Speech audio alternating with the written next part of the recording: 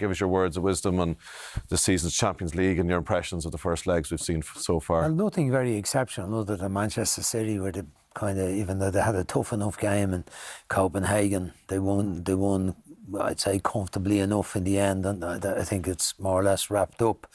Real Madrid weren't particularly impressive against Leipzig, but you expect them to pick up as it goes on. And other than that, nobody else has been particularly impressive. PSG. Have you been disappointed by the standard you've seen? Yeah, disappointed by some of the the clubs that spend huge money and that weren't very good. The PSG have changed the blueprint. A lot more younger players now, less of the out-and-out Galacticos. 1-2-0, but they didn't perform particularly well. And you can see a situation where I think Arsenal, are a good side, didn't really show it tonight, but they're better than they showed, and they should still win this over two legs. But looking at Inter Milan last night against Atletico, you can see how Inter Milan got through last year. Now they're leading by 1 goal, and you'd say to go to Atletico, that'll be a hard one. But we saw them do that last year against Tottenham, for instance. They won 1-0 at home when they went away 0-0, no bother to them.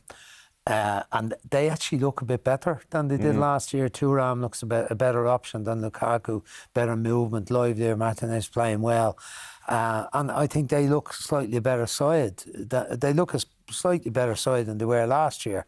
So they could, I think there's room for a surprising team to get to the final. It'd be hard for any of them to beat Manchester City over 2 legs.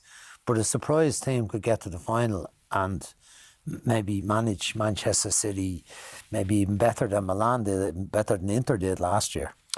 Have we seen a return to old-fashioned cagey European football, especially what we saw tonight? And I wonder, some people are suggesting that the removal of the away goals thing, so there was less of an incentive for Arsenal to have a go tonight, for example, might be contributing to that. Possibly. I didn't feel that last season. I thought there was better games. I think as soon as the draw was made, it didn't excite anybody. There wasn't games that stood out and you thought, oh, can't wait to see that. And I think it's proven in the games that have been played, they're cagey. The teams are trying to win by set pieces. They're trying to defend. Everything's gone really, really tactical.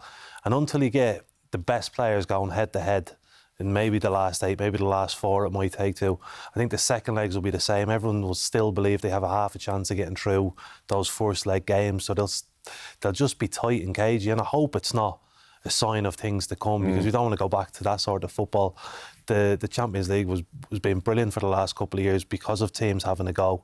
Fingers crossed. The second leg. It's because there's a new format coming in next year. Like, is that going to make a difference, or are we just in a sort of a cycle where maybe the free flow and the high pressing stuff is kind of, we're seeing a bit less of that we saw in recent. Yeah, I mean, there's certain teams that can play that way, and there's certain teams which are dominating around Europe. I think a lot of the leagues have been won by the same teams, more or less, for the last couple of years. The group stages were very mediocre, all the games. There was no real top group, and you thought, oh, great. Same next year, there's just more teams in it, more mediocre games, I suppose, in the competition. It's not really until it gets to a knockout stage that you start to really waking up and you see all the best players. There's probably not as many top players as what there used to be. Is the way it is. We're missing, the nights of Messi and Ronaldo. Yeah. You know, they last a long time, and we enjoyed them greatly. But nobody has taken over that mantle yet, except from Mbappe to a degree. A little bit. Now is the time for these fellas to maybe stand some up. of the Real Madrid fellas might emerge even stronger in the weeks ahead. Indeed.